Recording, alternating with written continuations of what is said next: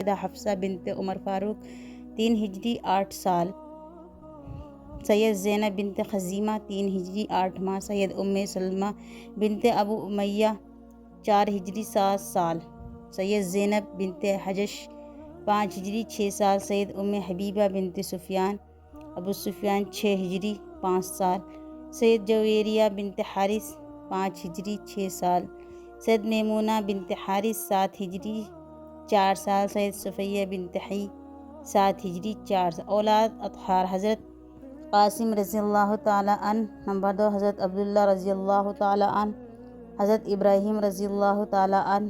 Number 4، حضرت زینب رضی اللہ عنہما۔ نمبر 5، حضرت رقیہ رضی اللہ عنہما۔ نمبر 6، حضرت کلثوم رضی اللہ عنہما۔ نمبر 7، حضرت فاطمہ الزہرا رضی اللہ عنہما۔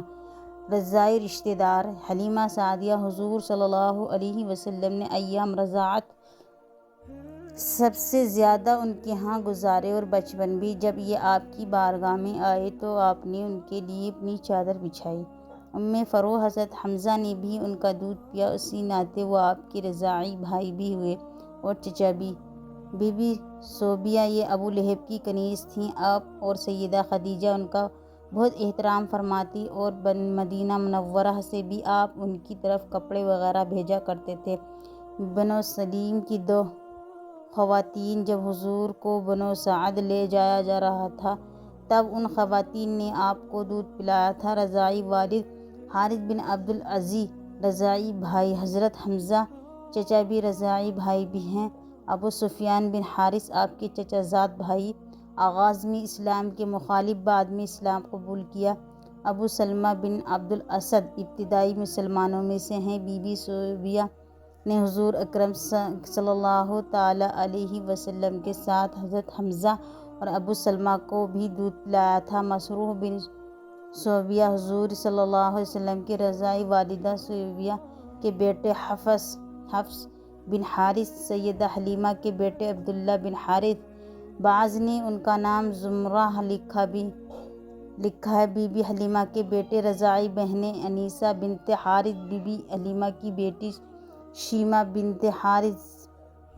بی بی حلیمہ کی بیٹی حضور کے بچپن میں آپ کا بہت خیال رکھا کرتی تھی۔ آپ کے پاس آئیں تو حضور صلی اللہ علیہ وسلم نے ان کے لیے چادر بچھائی، تحائف دے کر رخصت فرمایا۔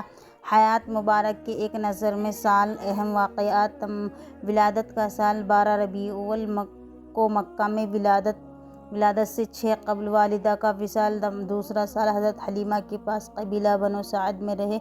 تیسرا سال مکہ واپسی، مگر وبا کی وجہ سے قبیلہ بنو سعد میں مزید قیام کیا۔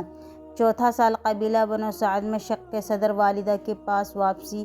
چھٹا سال پر ابوا کے مقام پر والدہ حضرت آمنہ رضی اللہ عنہا کا انتقال اور تدفین۔ آٹھواں سال دادا عبد المطلب کا انتقال، چچا ابو طالب کی کفالت کا آغاز۔ نواں سال عرب میں شدید قحط جو آپ کی برکت سے دور ہوا۔ 10واں سال 10 سال کی عمر میں اپنے چچا کے زبیر ہمراہ یمن کا سفر۔ 12واں سال ابو طالب کے ساتھ ملک شام میں پہلا تجارتی سفر، بحیر راہب سے ملاقات۔